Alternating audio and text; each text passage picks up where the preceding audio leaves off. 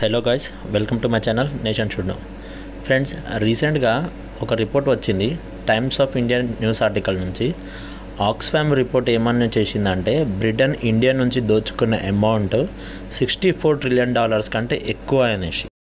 ఇది ఎప్పుడంటే బ్రిటిషర్స్ మనని పరిపాలించినప్పుడు దోచుకున్న ఏదైతే సొమ్ము ఉందో అదే అండి. ఇది దోచుకున్న ఏదైతే డబ్బు ఉందో ఇది యూకేలో ఉన్న టాప్ 10 రిచ్ లీడ్స్ ఉంటారు కదా, వాళ్ళే కాకుండా మిడిల్ క్లాస్ వాళ్ళకు కూడా ప్రాఫిట్ అయింది ఇండియా నుంచి దోచుకున్న అమౌంట్ ఏదైతే తీసుకుపోయారు. సో అది మనకి న్యూస్ ఆర్టికల్ ఇచ్చారు. అది నేను మీకు కనిపిస్తున్న న్యూస్ ఆర్టికల్ టైమ్స్ ఆఫ్ ఇండియాది. సో అది ఆక్స్ఫామ్ రిపోర్ట్ చేసిందే. ఆక్స్ఫామ్ ఏదో కాదండి, యూకేదే పెద్ద ఫేమస్ ఎన్జిఓ ఇదొకటి. సో వీళ్ళు రిపోర్ట్లో ఏం రాశారంటే ఈ దోచుకున్న అమౌంట్ రిచ్ లీడ్సే కాకుండా మిడిల్ క్లాస్ వాళ్ళందరూ కూడా చేరింది. దీనివల్ల కొన్ని జనరేషన్ వరకు హాయిగా ఉన్నారంట, వీళ్ళు డెవలప్మెంట్ కూడా జరిగిందంట, వీళ్ళు ఇంప్రూవ్మెంట్ అయ్యారంట. సో ఇండియాలో చాలా పోవర్టీ వచ్చింది దీనివల్లనే. రీసెంట్గా కోల్డ్ ప్లే అనే యూకేది ఒక మ్యూజిక్ బ్యాండ్ అండి, వాళ్ళు ముంబైలో ఒక షో చేశారు. చాలామంది షోకి అటెండ్ అయినారు. అయితే వీళ్ళ లీడ్ సింగర్ క్రిస్ మార్టిన్ ఎవరైతే ఉన్నారో ఆయన ఒక మాట చెప్పాడండి, ఇంత వామ్ వెల్కమ్ ఇచ్చినందుకు చాలా థ్యాంక్స్. అండ్ ఇంకోటి ఏమన్నాడంటే, మీరందరూ మాకు క్షమించినందుకు చాలా మంచిగా అనిపించింది, మేము చేసిన తప్పుడు పనికి మాకు క్షమించారు, మనం ఫ్రెండ్స్ అని అన్నాడు. సో అదేదో నేను ఇప్పుడు ఇంగ్లీష్లో ఒక క్లిప్ చూపిస్తాను అని ఏం మాట్లాడాడు. సో అది వినండి.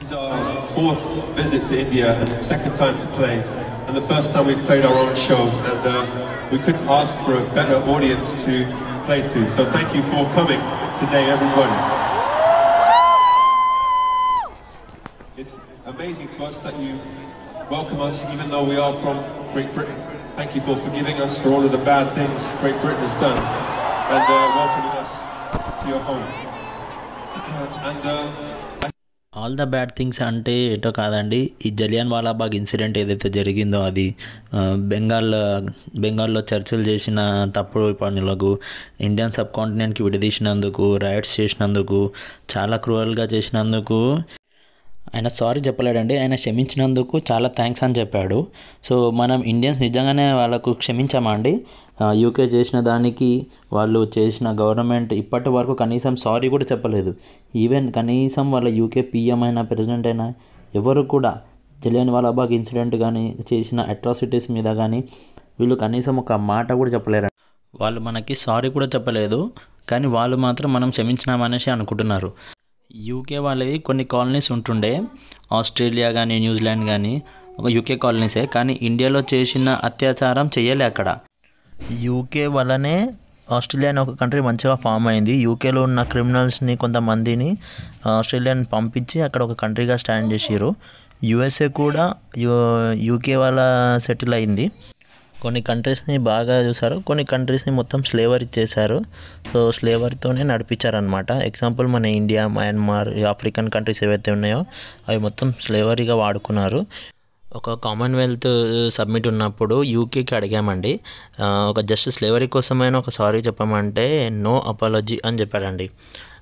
అయితే ఆ యూకేకి ప్రైమ్ మినిస్టర్ అయినా ప్రెసిడెంట్ అయినా ఎవరైనా ఉండని వాళ్ళు ఒకసారి కూడా చెప్పారండి. రిషి సునాక్ అయినా, స్టార్మర్ అయినా ఎవరైనా ఉండని వాళ్ళు మాత్రం యాక్సెప్ట్ చెయ్యరు. వాళ్ళకి రేసిజం అనేది చాలా ఎక్కువ. సో వాళ్ళు సారీ మాత్రం అడగరు, కానీ వాళ్ళు మాత్రం మనం క్షమించామనేసి అనుకొని థ్యాంక్స్ ఫర్ గివింగ్ అస్ అనేసి అంటారు. ఆక్స్ఫామ్ లాంటి రిపోర్ట్స్ పబ్లిష్ అయినా కూడా మనం యాక్షన్ తీసుకోలేకపోతున్నాము. ఒకవేళ యాక్షన్ తీసుకుని ఉంటే బాగుంటుండే.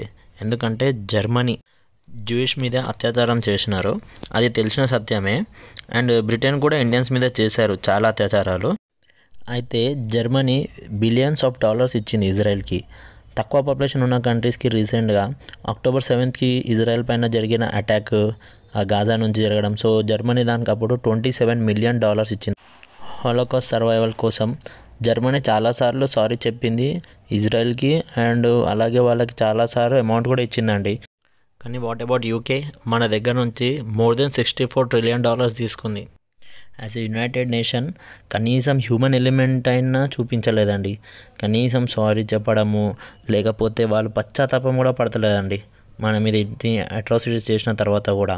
సో యూకే మనం రిలేషన్ మంచిగా మెయింటైన్ చేస్తున్నాం యూకేతో. యూకే వెళ్తున్నాము, పని చేస్తున్నారు, డబ్బులు సంపాదిస్తున్నారు, మంచిగా ఇంపోర్ట్స్ అండ్ ఎక్స్పోర్ట్స్ మంచిగా నడుస్తున్నాయి, అంటే ఓవరాల్గా ట్రేడ్ బాగుంది. బట్ ఇలాంటి రిపోర్ట్స్ వచ్చినప్పుడైనా కనీసం మన ఇండియన్స్ అర్థం కావాలి, మన ఎన్నో జనరేషన్స్ మనీ లాస్ అయ్యామని. ఆస్ట్రేలియా, న్యూజిలాండ్ ఇవి కూడా యూకే కాలనీసే కదా, ఈ కంట్రీస్ మీద అత్యాచారాలు చేయలేదు కదా. యూకే రేసిజంతోనే అత్యాచారాలు చేసిన ఆ కంట్రీస్ ఇప్పటివరకు లేవలేకపోతున్నాయండి. ఫర్ ఎగ్జాంపుల్ ఇండియా కానీ, ఆఫ్రికన్ కంట్రీస్ కానీ, ఇండోనేషియా కానీ మనం మళ్ళీ వాళ్ళ ముందు నిల్చోగలిగినాం. నామినల్ జీడిపిలో వాళ్ళకంటే ముందున్నాము, శాటిలైట్ లాంచింగ్లో వాళ్ళకంటే ముందున్నాము, సాఫ్ట్ పవర్ కూడా మనది చాలా బాగుంటుంది. ఫ్రెండ్స్, మీకు తెలిసిందే అనుకుంటా global north and global south గురించి. ఈ గ్లోబల్ నార్త్ వాళ్ళ కంట్రీస్ ఏవైతే ఉంటాయో వీళ్ళు గ్లోబల్ సౌత్ కంట్రీస్కి దోచుకున్నారనమాట. ఈ ఎల్లో కలర్ ఏవైతే కంట్రీస్ ఉన్నాయో పైన సైడు రెడ్ కలర్ లైన్కి పైన, ఇవన్నీ global north countries. North America కానీ, యూరోపియన్ కంట్రీస్ కానీ, ఏషియన్ కంట్రీస్ కానీ, ఇవన్నీ కంట్రీస్ గ్లోబల్ సౌత్ కంట్రీస్ వల్లనే రిచ్గా ఉన్నాయన్నమాట. ఫ్రెండ్స్, ఆక్స్ఫామ్ రిపోర్టు ఏమని చెప్పిందంటే ఇంకోటి, 1750లో ఇండియన్ సబ్ కాంటినెంట్ అకౌంటెడ్ ఎంత అంటే 25% ఆఫ్ గ్లోబల్ ఇండస్ట్రియల్ అవుట్పుట్ అనమాట. మీరు ఇమాజిన్ చేయండి, గ్లోబ్లో అవుట్పుట్ ఉంటే అందులో 25% ఓన్లీ ఫ్రమ్ ఇండియన్ సబ్ కాంటినెంటే ఉంటుండే అండి.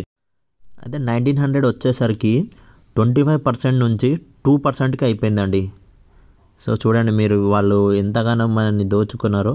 ఇది చెప్తే ఎవరు నమ్మరు, కానీ ఇప్పటికైనా మన వాళ్ళు కళ్ళు తెరుచుకోవాలండి. ఈ యూరోపియన్ నేషన్స్ తీసుకొచ్చిన కొన్ని పాలసీస్ వల్ల మనకు గ్లోబల్ సబ్ కాంటినెంట్ది షేర్ పడిపోయిందండి. వీళ్ళు అసలు మనల్ని ఎల్లో చేయనిచ్చేవారే కాదు. For example private multinational companies ఉంటాయి కదా, ఈస్ట్ ఇండియా కంపెనీస్, వీళ్ళు ఏం చేసేవాళ్ళు అంటే ఆర్మీని యూజ్ చేశారు. టోటల్గా 2,60,000 ఆర్మీ పీపుల్ ఉండే ఇండియాలో. బ్రిటిష్ పీస్ టైం కోసం వాడే దానికంటే డబుల్ ఆర్మీని ఇండియాలో వాడేటోళ్ళండి వీళ్ళు. ఈ ఆర్మీ పర్సనల్స్ కంటిన్యూగా మన ల్యాండ్ని తీసుకోవడము, వయలెన్స్ చేయడము, అండ్ లండన్ ఫైనాన్స్ మార్కెట్కి వీళ్ళు చాలా స్ట్రాంగ్ చేసుకున్నారండి అప్పట్లోనే.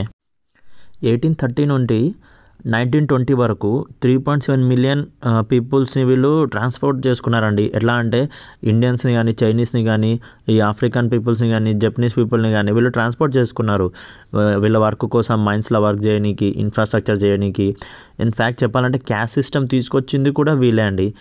క్యాస్ట్ కానీ, జెండర్ కానీ, సెక్షువాలిటీ కానీ, లాంగ్వేజ్ కానీ, ఈ హిందూ క్యాస్ట్ సిస్టమ్ని టూల్స్గా యూజ్ చేసుకొని సొసైటీని డివైడ్ చేశారండి.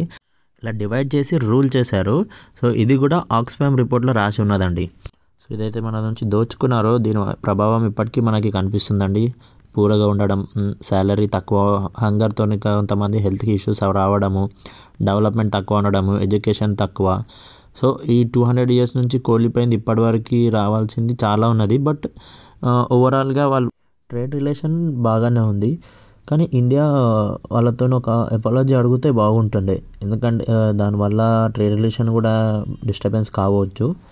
సో ఆక్స్ఫామ్ మీద కూడా ఏమైనా యాక్షన్ తీసుకోవచ్చు ఈ సిచ్యువేషన్లో.